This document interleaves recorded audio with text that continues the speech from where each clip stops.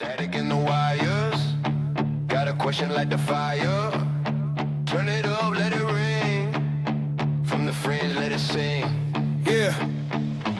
Deep cut topics that they said off limits. Every crack in the map, every edge, every image. Pull the thread, watch the whole thing twist. Every can't talk that goes on the list. Black coffee, late night, eyes on the clues. You can keep your script, we rewrite the news. From the shadows to the main feed, shine that beam. What you buried in the dark, we drag on screen. Whoa! From the fringe where the lost ones be. Where the strange turn sharp. Where the quiet hearts beat. Turn it loud, let the doubt unhinge. If you wanna know more, come. From the fringe. From the fringe. From the. Hey, buddy. Hey, man. How you doing? How you doing? Just hanging out with my emotional support unicorn. Oh, well, I have my emotional support Highland count. Funny you should mention that. Yeah. There's been an addition to the farm. Yes. What is it? The real version of what's in your hand. Nice. So Highland cow action. Finally folded. The family broke you down. Yeah. Nice. Nice. So now it's three dogs, 3 kids, 3 dogs, 3 goats, an alpaca, and a Highland cow. Do you get Highland cows? Like, do you get them fixed? We're not there yet. I don't know. Yeah. I don't know. I don't know. I I don't know. I know they can have horns, and I would just go to Everybody Loves Raymond when Robert's running down the street, running from the bull. He gets him right in the butt. Yeah. Yeah. I mean, I know they can have horns. I saw some big ones over in Scotland. But, hey, good for you.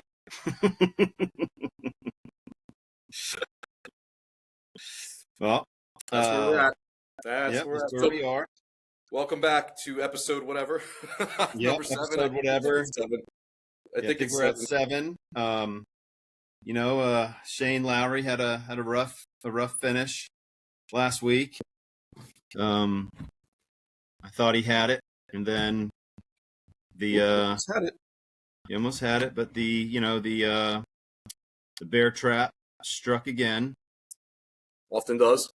Yeah. So, stinks, but it's that's the game, man. Like, one shot, 2 shots, it can cost you everything. So, because where did he finish? He finished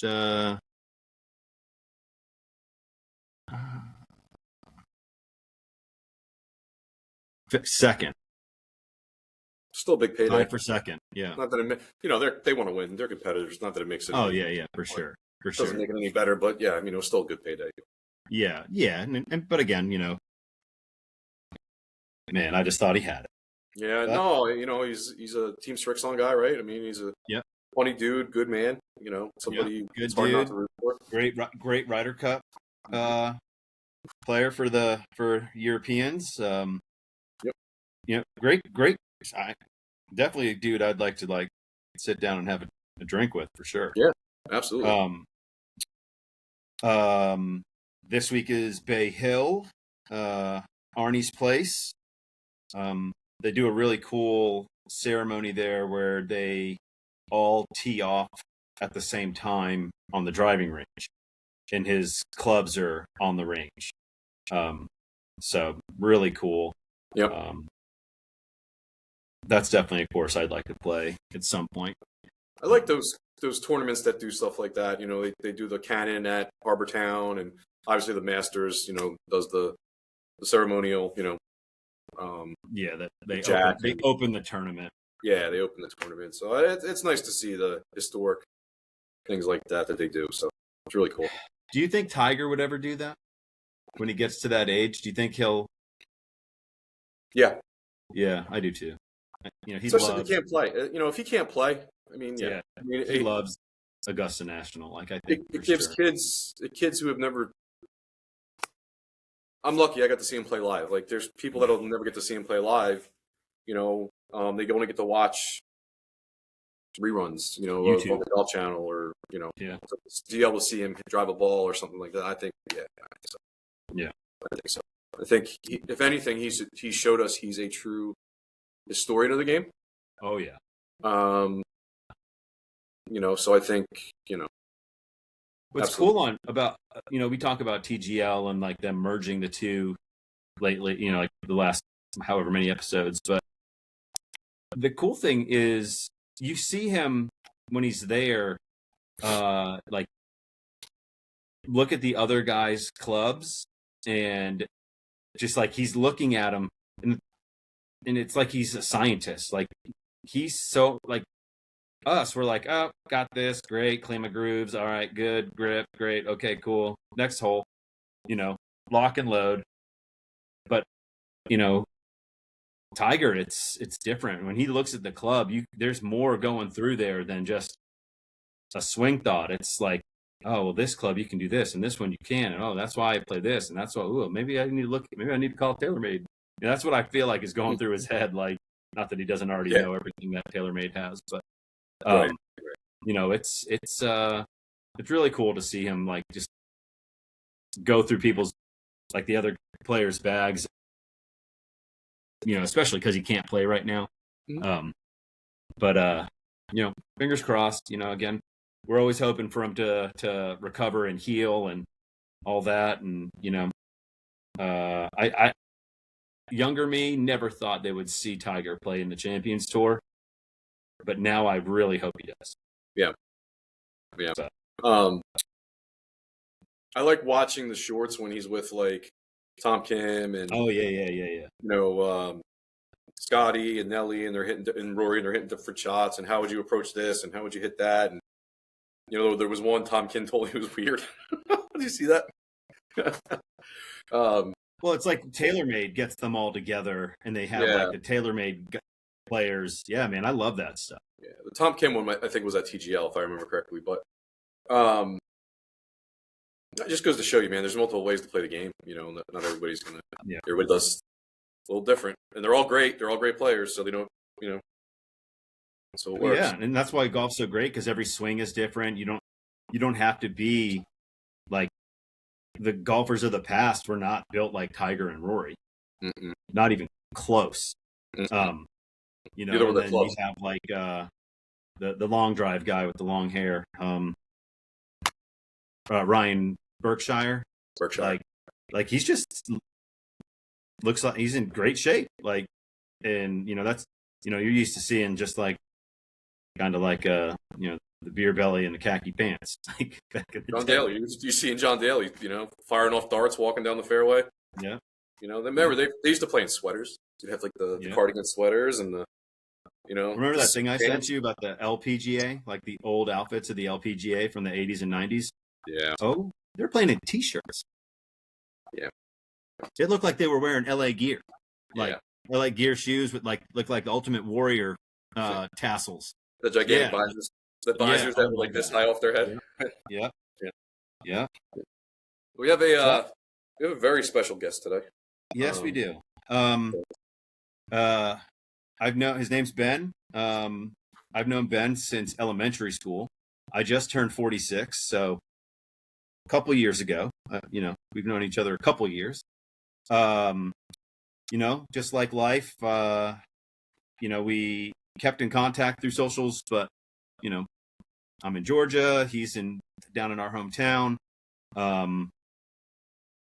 He has some stuff that he's gone through in life that we're gonna let him talk about. But sure. We always talked about this. It won't always be golf. It won't always be just golf. He comes from what I think is the most reckless and crazy sport, bull riding. He rode, I believe, on the professional level, and I don't know. It's just his story to tell. Story to tell. But there's some other things. He has some stuff when it comes to his health and fighting sobriety, and the reason we started this whole thing is to get real, actual human beings as a resource, to hear these stories, to help people understand that they're not doing this by themselves. Other people are doing this every single day, and again, just hope to be a light. But we're gonna bring Ben out of timeout here, and let him introduce himself. All right, Ben, your timeout is over.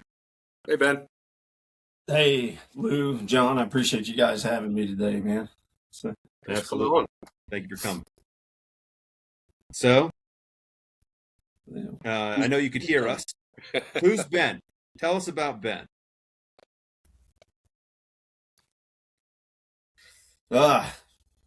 Ben Scott, ever changing. Yeah, John, you and I grew up together, I guess.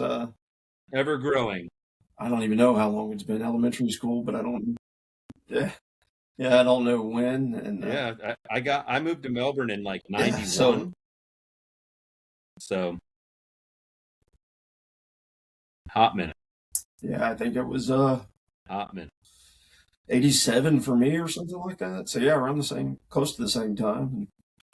Yeah, things have changed. I moved a few times in Nashville and the Keys, and I found my way back here. I settled at the beach over here and really enjoy it. So. Yeah, my wife's from Cocoa, like Cocoa, not Cocoa Beach. Oh, Cocoa. I didn't know that. And yep, and we met in Gainesville, and she said there's a slim chance that we'll ever be back in Brevard County.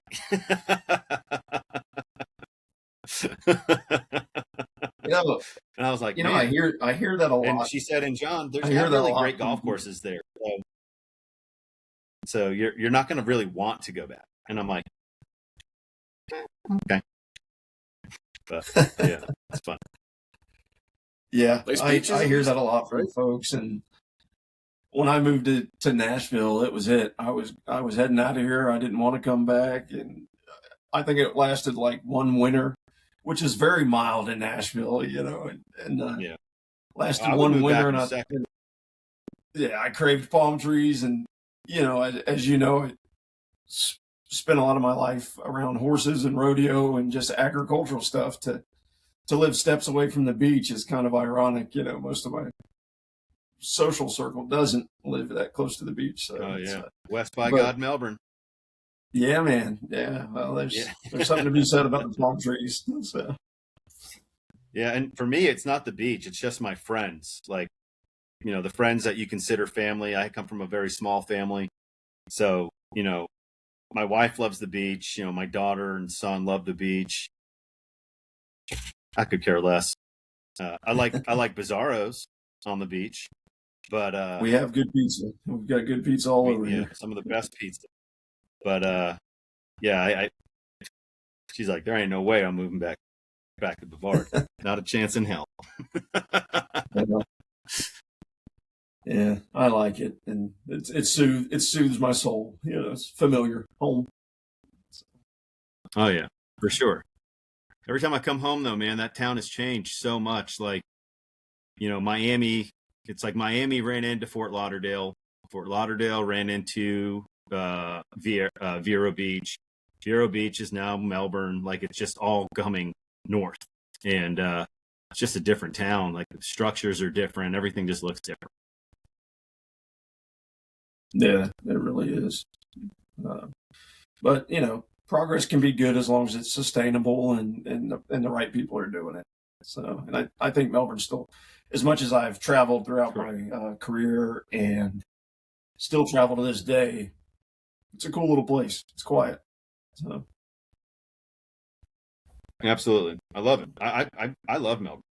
I think it'd be a great place to raise a family. But, happy wife, happy life. So. I just got to get her dad to move over there, and then if that happens, then she'll be okay with it. Which I don't think is happening either.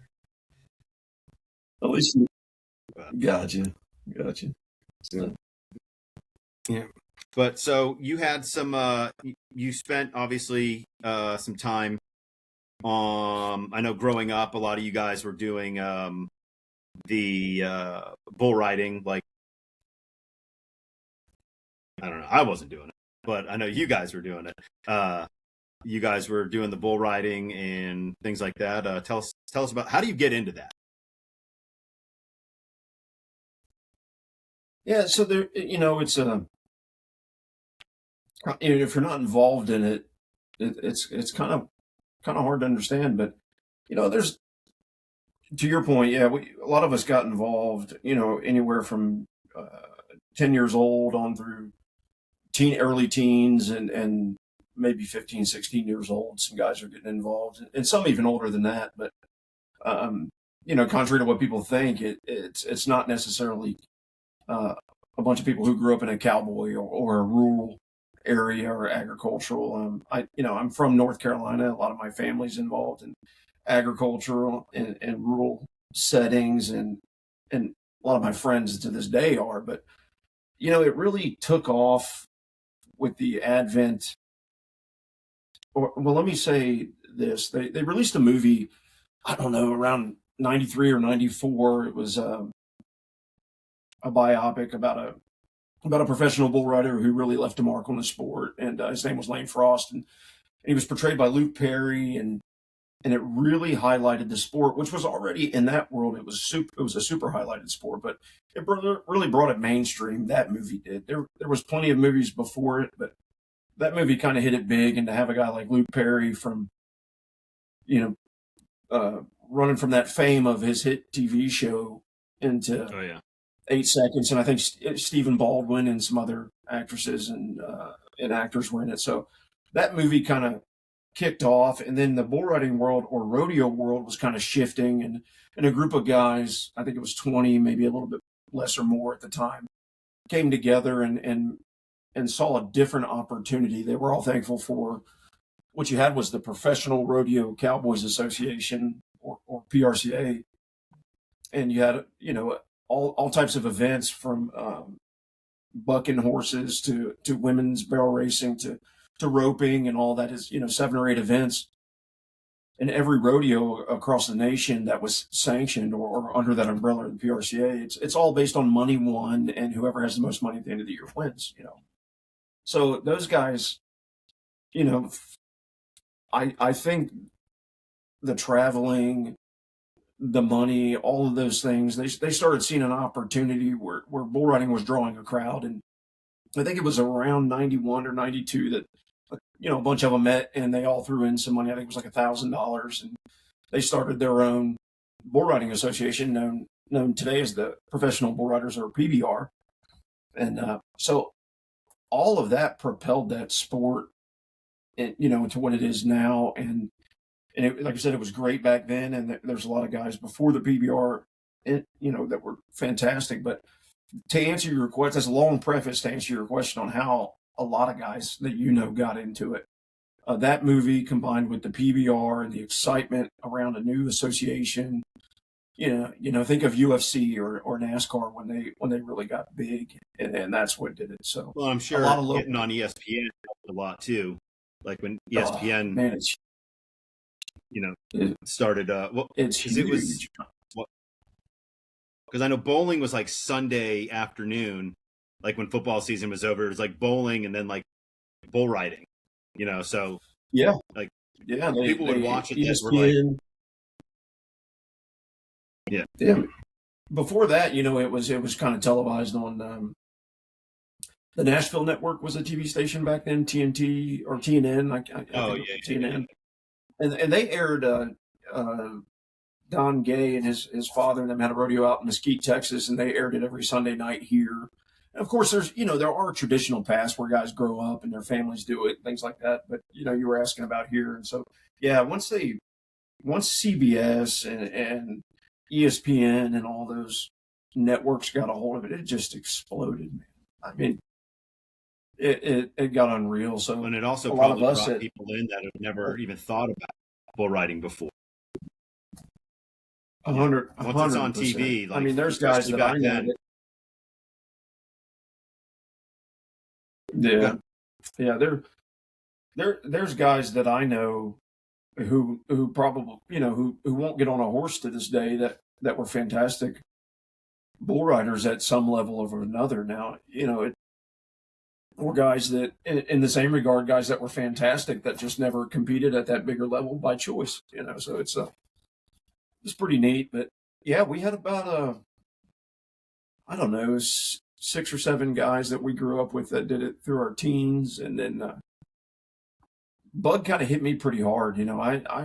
I started on junior bulls like a lot of guys did that we grew up with, and then it kind of progresses from there based on your age, not necessarily your ability. I mean, at a certain age, I don't know what it is now, 14, 15 years old, you move up to senior bulls, and a lot of them are professional bulls. I mean, there's only so many that go around that they use for bucking, and just like any other sport with animals, they're not trained, but they're rather bred for it and things like that. And so at about 15, you start getting on the big bulls, and many times they are the same bulls that they use in the professional rodeos. And by professional, I mean sanctioned events of some caliber. And it exploded for me. It hit me pretty hard. I was playing baseball at the time, and still to this day have a huge passion for baseball. And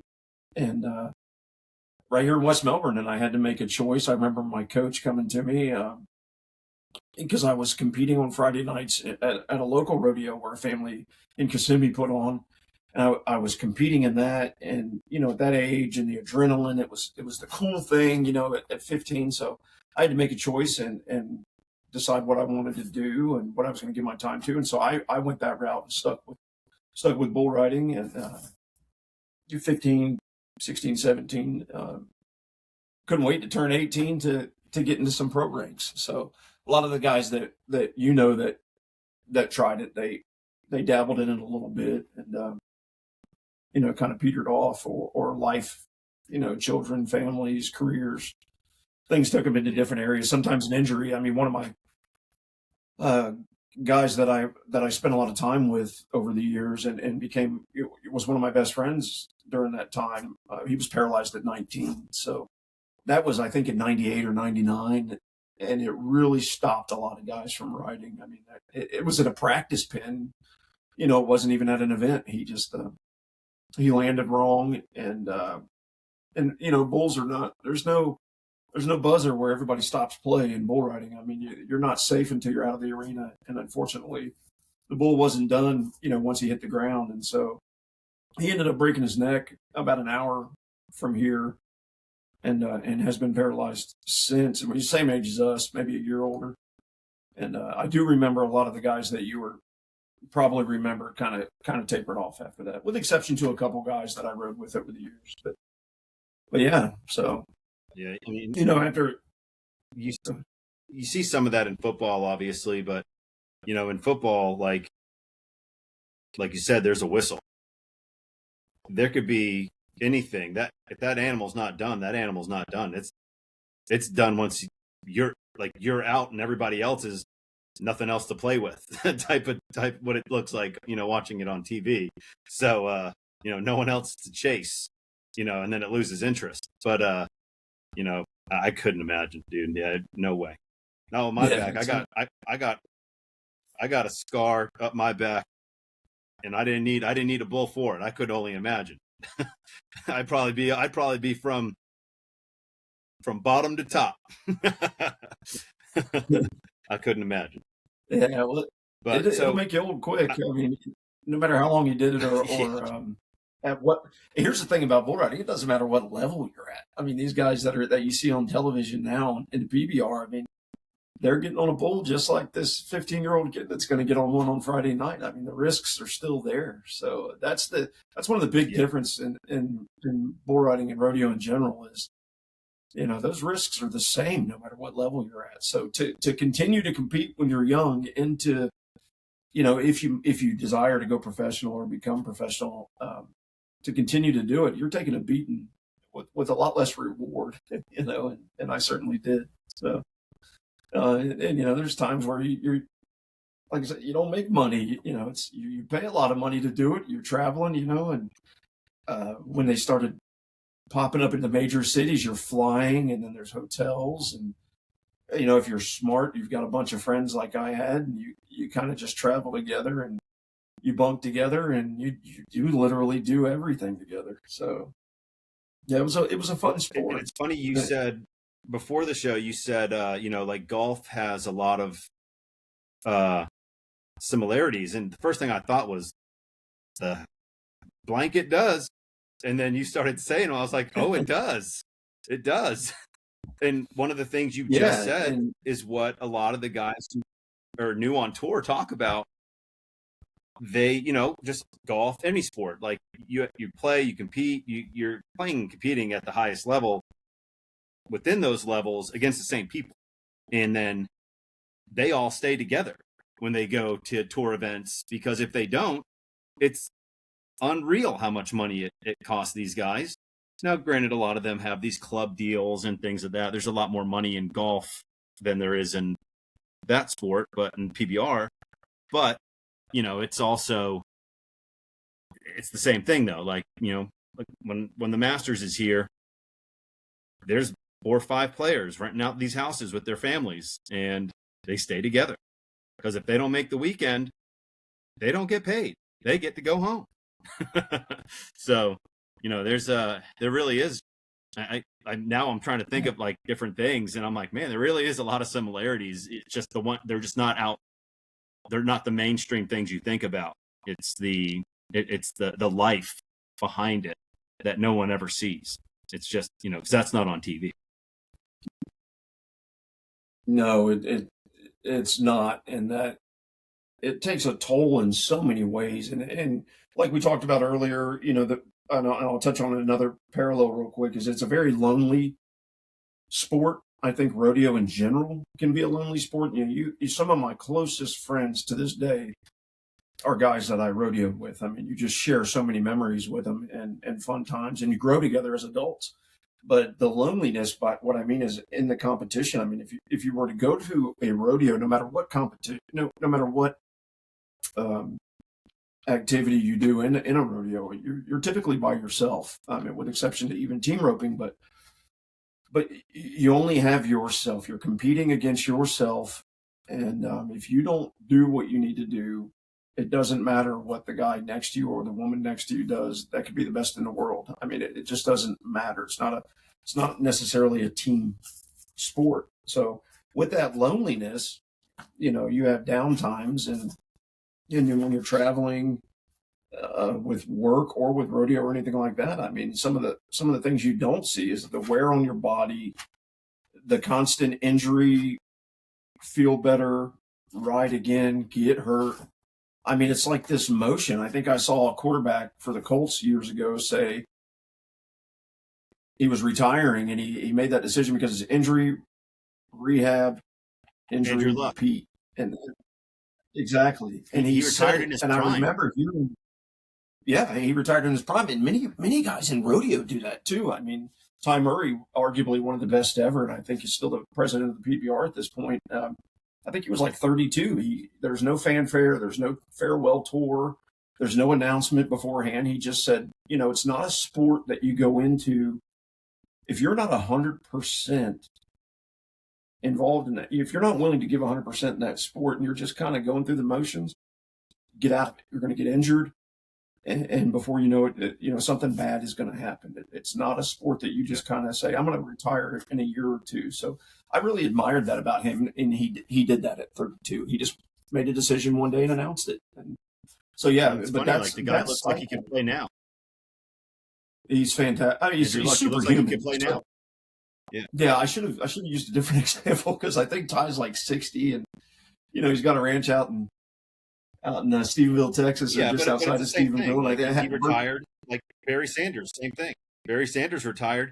He was like a handful of yards away from being the all-time leading rusher in the NFL. And he said, I don't care about that. I could get hurt and never be able to walk or be with my kids or family, or like, you got to commend someone for making the biggest professional sacrifice, which is themselves, but for their family. So selfishness, it's yeah. that's hard. That's a hard I pill to think swallow something when you're at the top of the world and you can't do it anymore, or you don't want to do it anymore. I can only imagine, and the rodeo world is such a short-lived sport, and I think it's kind of like football. What is it, 8, 10, 12 years? And you're done. So, but life doesn't stop. Four to five, right? In the pros, I think in the pros, the average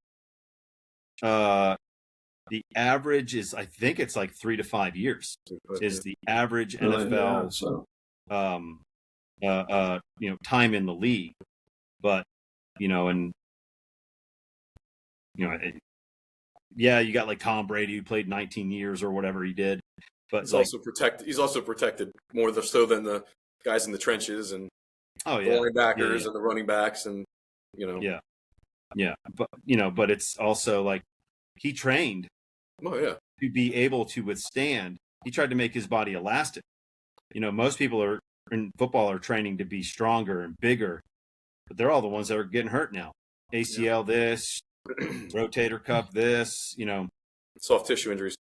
Yeah, and let's be honest, most of the NFL, it's all Achilles and ACLs. It seems of late, they're all non-contact. Oh yeah, like most of them are non-contact injuries, and it's the faster the human gets, the body can't get bigger. And I think that's what Saquon learned a few years ago, because where they got Quadzilla or whatever, dude's got legs like redwood trees. But the stronger you get to be able to absorb those hits also doesn't make you able, because when your body goes one way and you want to send it another, but you're at a rate of speed, body can't handle it. It's like a car accident. Your knee goes one way, your upper body goes the other.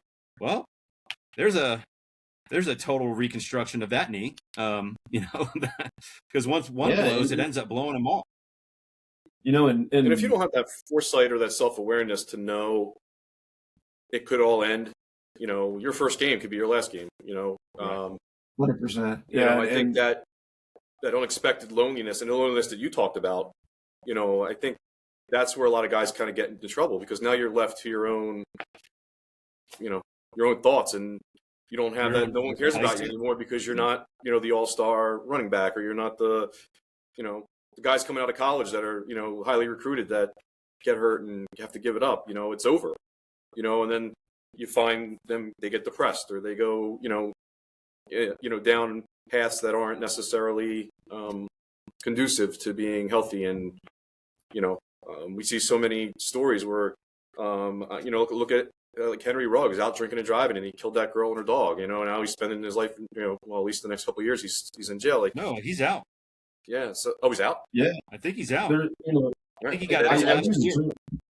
I use a term a lot in life, and it's not just sports related, but it's not all sunglasses and swimming pools. What we see somebody accomplish, you don't see the hours behind the scenes. You don't see the depression, like Lou just mentioned. You don't see the, we were, and I'm just going to use rodeo at that time as an example. We were hanging out. Everything was about what we were going to do next, whether it was amateur or these little small regional rodeos or whatever. I had a couple guys, and we partied hard, and we just went. And so when that kind of fizzles out and life takes over, it hits you. It hits you somehow, and it certainly hit me. I mean, we partied as hard as we thought we were, and partied as hard as we rode, and for many guys that doesn't stop, and it certainly didn't with me. Yeah, the rodeo stops, but the bar door stays open.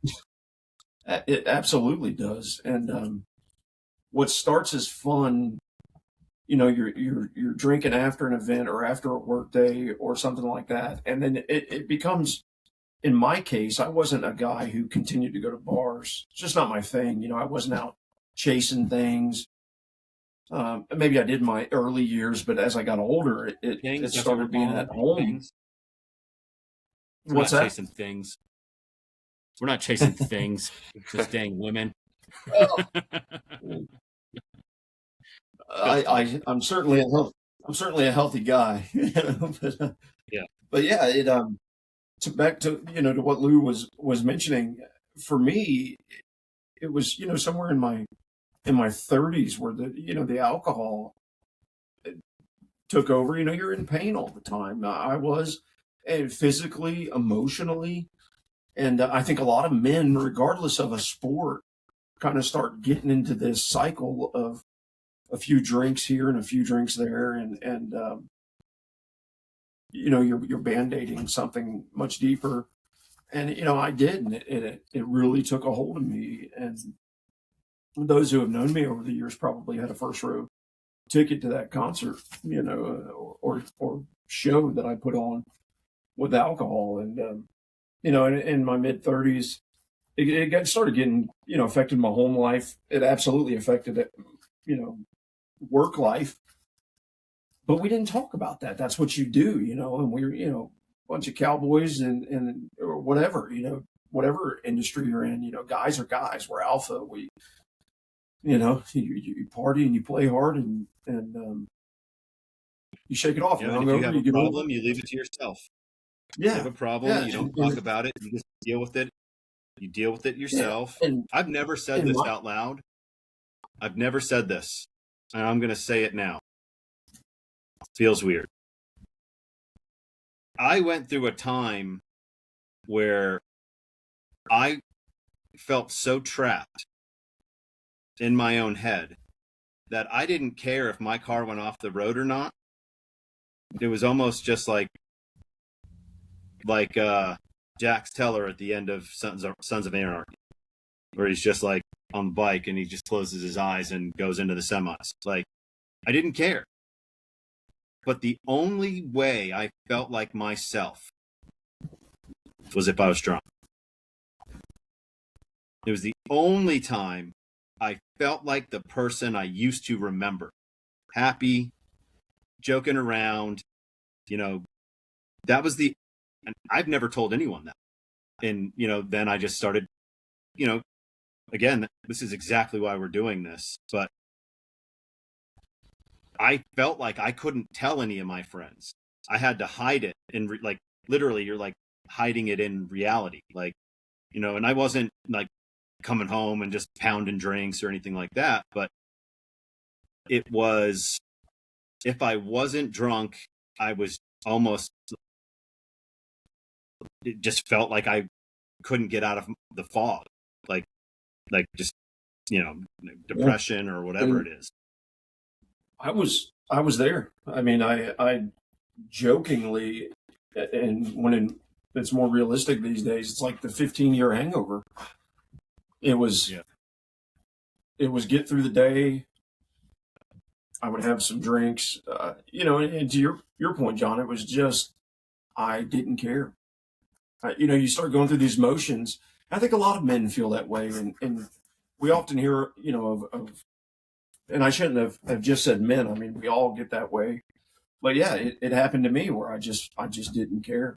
I mean, I thought I was doing everything right in life and made a lot of mistakes for attention and the wrong kind of attention, it'll find you.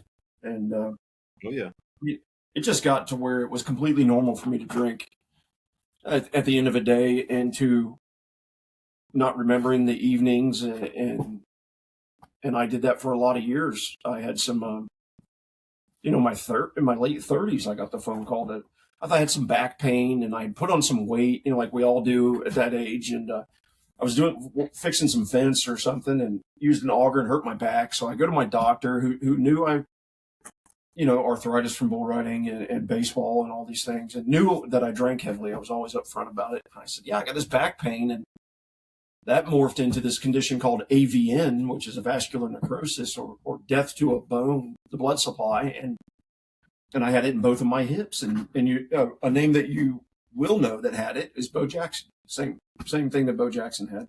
That ended his career.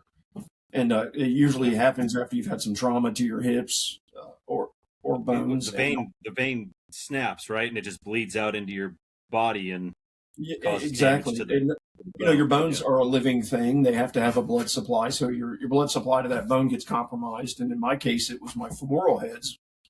And I had it in both sides. So I'm like on the phone to the doc. I'm like, cool, is this like a cortisone shot or something? Like, what do I do next? And she's like, no, dude, you got to have hip replacements. So, and in your 30s, and for anybody listening, don't ever YouTube it if you have to have a hip replacement. I'm just going to tell you that right now. So, it's a little barbaric.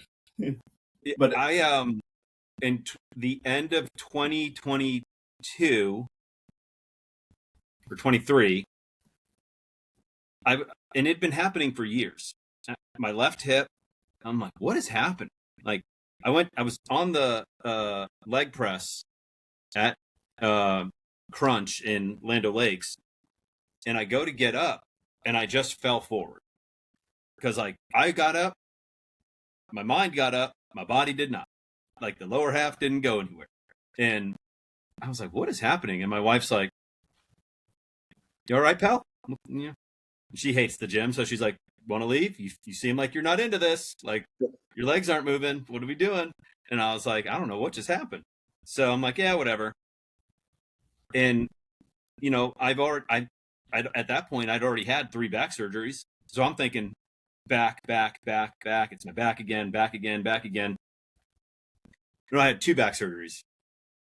Go to the spinal surgeon. They're like, well, you're L3 or L4, L5S1. Well, 3 strikes, you're out. You've already had 2 discectomies. You can't have a third. There's not enough disc left. L4, you're going to have a fusion. She's going to go soon too. L3, little better. L2, better. But, it's what it is. So I have the fusion. I feel great. Most people don't have that experience. I feel great. I'm like, what are they talking about? They can't do this, that.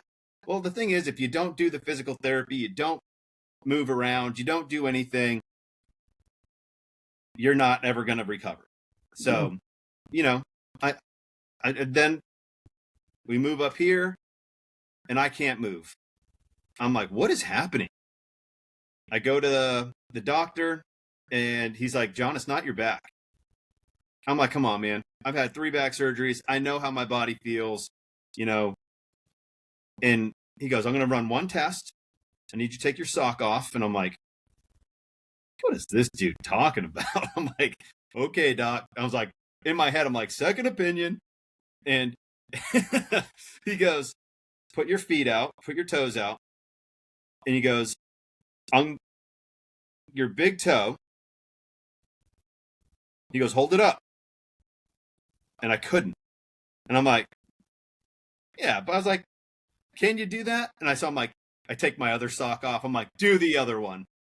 And it's like, and I was like, do it again. I was like, all right, I'm ready. Do it to the other one. I'm like, so what does this mean? And he goes, it's your hip. I was like, what's my hip? What are we talking about now? I'm like, I'm still wondering why my toe's a diving board. What's happening? And he's like, we're going to do an MRI. Great. What they found out is that my femoral head from birth had a defect, and it had a little piece of bone, like a knife. And he said, all right, 2 questions. Were you in the military? I was like, don't let the beard and the tattoos fool you. No. And he's like, because 2 people who jump out of a lot of airplanes, military, or football. And I said, football. And he's like, basically, your hip had been cutting the labrum every step your entire life. And I was like, what? And he said, and eventually it just tears and it's gone. And it's just sitting there like chicken skin. And I was like, what? And then I looked at the MRI and I was like, oh, it does. Like the pictures they take inside, like after the surgery. I'm not the MRI, the surgical scans that they take with the camera. He's like, this was before, and it's just like, and I was like, that's disgusting. It looked like wet chicken skin. And he said, the problem is, he goes, you don't need a hip replacement. You can keep your own parts. The recovery is twice as long. Oh, yeah. I said, how does that make sense? He goes, if you have a hip replacement, 6 months, you're good. He's like, labral repair, 12 months minimum. I said, this is ridiculous. So in the meantime, I had the labral repair, and then I was feeling great. I went to stand up, blew out my L4. Couldn't stand up. I was like a 9. I was like, when I stood up, I was like this. I didn't pick my kids up for over 6 months. Like I was, have the L4 fixed. I know, discectomy, boom, let's go. I wake up in recovery, which I thought was recovery. I'm in my own room. I'm like, why am I in my own room? And I read the ceiling. It said, don't move, stay in bed. You're staying the night. No, I'm not. I just got to go pee and I get out of here. So I'm like pushing buttons. I'm like, where's my wife? What's happening? And they're like, yeah, no, you're staying. So, you know, and then after I recover from that, feel great.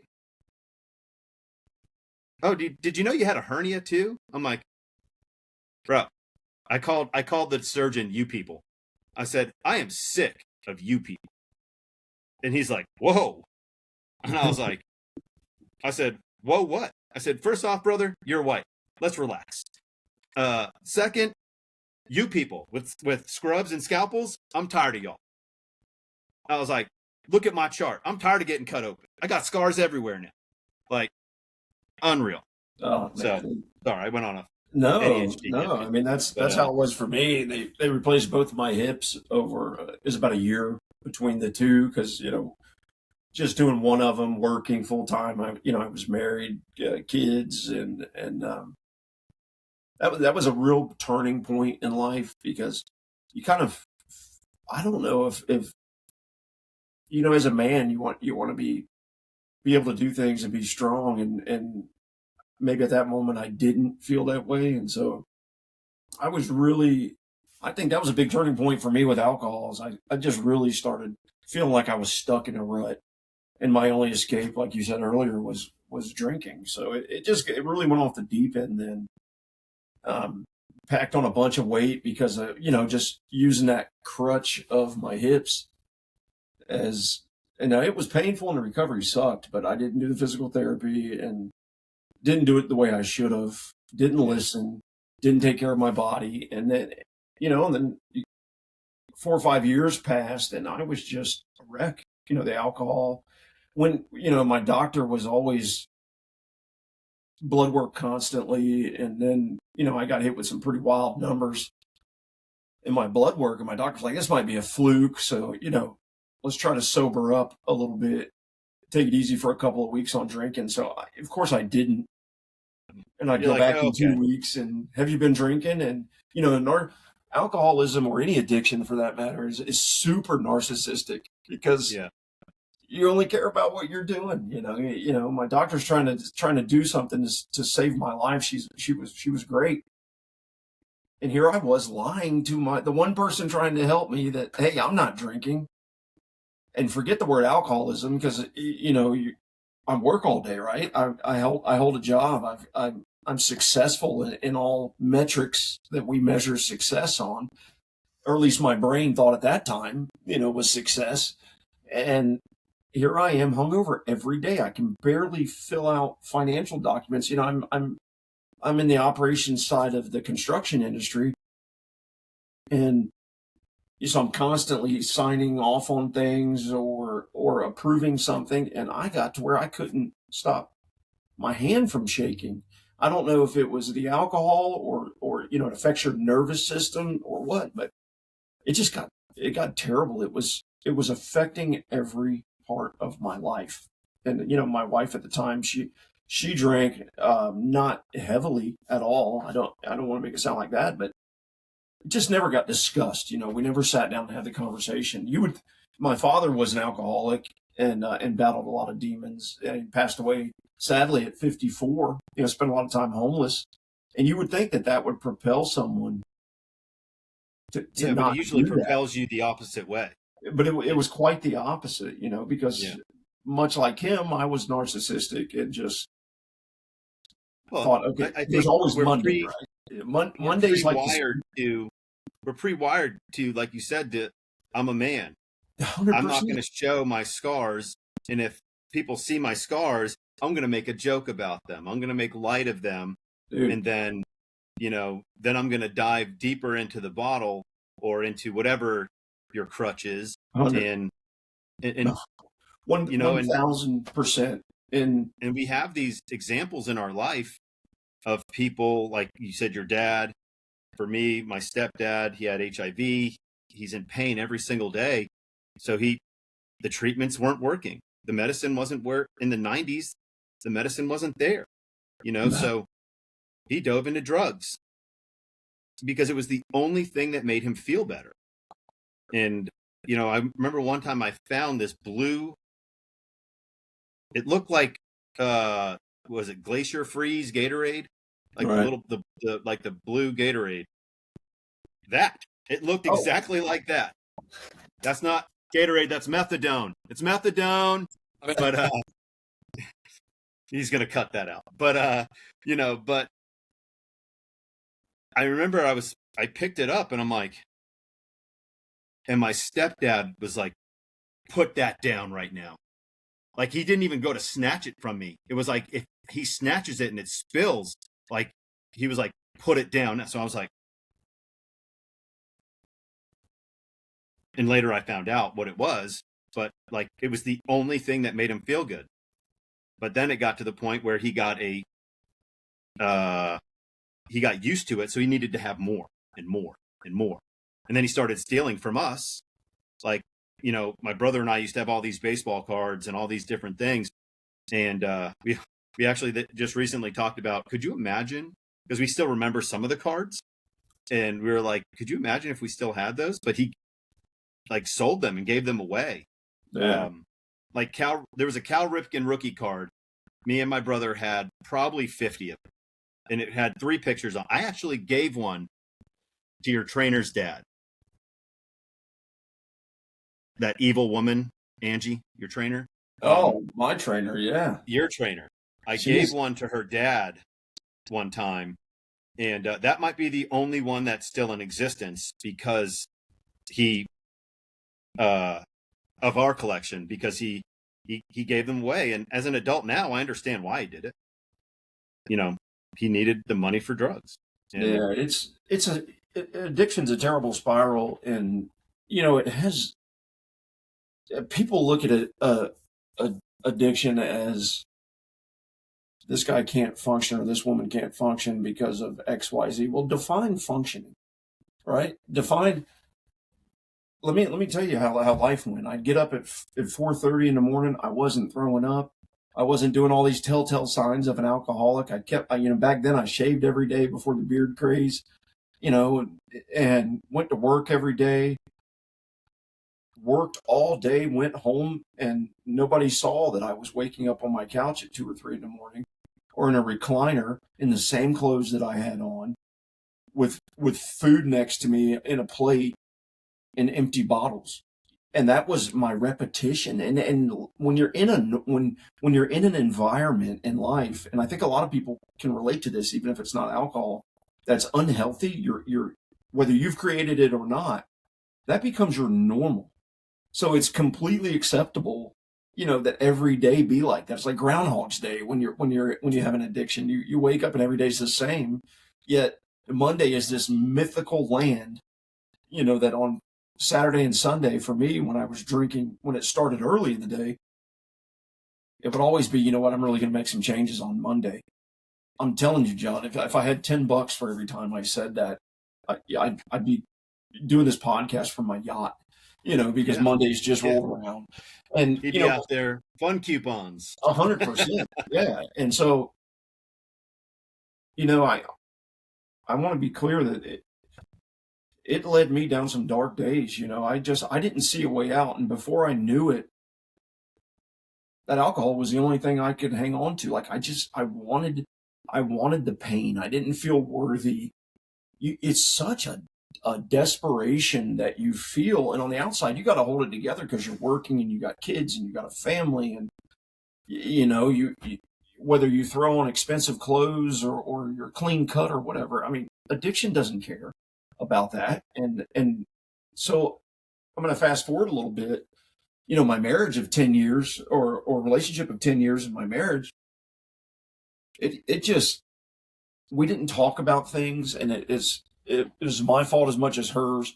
We just didn't communicate when we never sat down. In 10 years, we never sat down and said, hey, let's have a State of the Union, on our marriage. And it was just kind of one of those things. Hey, you said some things last night, let's not do that again. And so I just did. And then, it got to a point where in April of 2023, I think it was April 17th of 2023, I went and gave some blood work, and my doctor's like, hey, this is like off the charts. And so I had to go to the hospital and get this thing called a VCT, which is a fancy name for an ultrasound of your liver that uses vibrations to tell how scarred your liver is. Like it's like a biopsy without a needle going into your liver. Well, I go and take it, and this is how sick it was, because it's cirrhosis. You hear this word cirrhosis, and it's a death sentence to people, and cirrhosis is not reversible. How many people you hear of, just Google cirrhosis and survival, and it's pretty grim. And so my doctor was like, hey, we gotta rule cirrhosis out, and or at least see where you're at with your liver. So I go and take it, and I'm joking as I leave the hospital from getting this ultrasound. I'm joking with my wife at the time that we're going to stop at the store and get some wine and cook this big Italian dinner, and I'm going to have some drinks because I haven't been diagnosed with anything yet. Is that sick looking back on it now, that I'm the very reason I'm at the hospital getting a test at 40 years old or 39 or whatever, I'm sorry, I was older than that, but I'm getting a test because of my drinking and cirrhosis. And here I am making a joke that I haven't been diagnosed with it, so I'm going to drink. So, but that's also the behavior of, like, I'm not going to admit it to myself. No. Because it's always easy to blame someone else. 100%. You accepting responsibility for why you're there and how you got there, or anything in between, is always the hardest thing. And we all know people that always pass that buck and that blame off onto other things. But when you're dealing with addiction of any kind, that is always, it's the same story, a different social. Like, it's always, well, if they're going to give me a death sentence, prove it.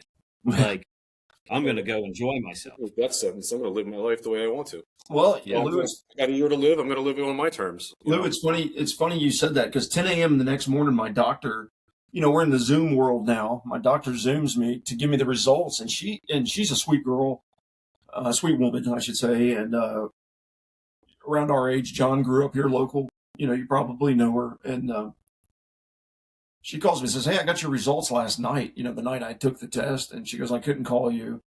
But she goes, hey, you've got pretty severe cirrhosis, and there's nothing they can do, for it. And I'm at work, and I'm a professional, and I'm in my office, and I remember talking to her just being like, shit, and she's tearing up. My doctor, who's not supposed to be emotionally attached to her patient, she's tearing up telling me. So of course that freaks me out, because your doctor's tearing up telling you something. So she was a good woman. So she told me, and it doesn't take, don't WebMD things, because that's what I did. And you've got about a 30% chance of a stage, an F4, stage 4 cirrhosis. You've got about a 30% chance of making it a year. And it's not a fun death. So it's not like you're just going to not wake up one day. It's going to be liver failure, jaundice, ascites fluid, portal hypertension, whereas essentially you bleed to death. It's all these things. So what did I do? I book a bunch of trips, and I never quit drinking, in 2023. So from April rolls into May, I'm at the Kentucky Derby. I'm sitting next to Kurt Herbstreit, and Brett Favre was there. We're in a different section, but right behind us is this Millionaires Row. At the end of the night, I'm slamming drinks the entire week of the Derby. Don't think I was sober the whole time. Meanwhile, I look like I'm pregnant from my stomach being swollen from cirrhosis. I'm 100 pounds heavier than I am now, thinking everything in life is great, but that's what it does to you. So, we're up in Millionaires Row that evening, and I'm taking pictures with the owner of Mage, the horse that won the Derby that year. That's a once-in-a-lifetime opportunity. And here I am, completely drunk and completely just destroying myself because in the name of bucket list, right? Like a movie. That's what I'm doing. And so we did that. We went to the Derby, my wife and I, and then we went to Chicago for a week and did a tour of the city and saw some of her family. And then we rent this big beach house for a week that had like 12, you could sleep 12 people. And we invited a bunch of her family came down, and I'm just made an asshole out of myself drinking. Your ammonia builds up in your body, your brain doesn't work right, and I'm not making any sense. And it's just repeat. Well, that Labor Day, and I'm drinking. I'm a man who's dying of cirrhosis, and I'm drinking from April of 2023 until, we get back from a trip on Labor Day, and then she runs this marathon, and I go to the marathon, and long story short, I didn't see them finish, and it was because I was drinking, and she drops a bombshell on me, and it was just like, hey, your drinking's out of control. I'm moving out, and her mother has a house out on a ranch in Osceola County. Her mother passed away, and so my wife goes out there for a few days, and I was like, all right, she's going to cool down. Didn't cool down. She comes back, and, she wants a divorce. So what does that do to somebody who's drinking and has cirrhosis, So from October to November, I don't remember being sober of 2023 at all. And I went through Thanksgiving by myself. And I'm going to say something on this podcast that a lot of people won't touch on, but that's a dark place you're in, and you have some thoughts of your only way out. And trust me, I made a decision to live every day because it was, that thought crossed my mind to end it all.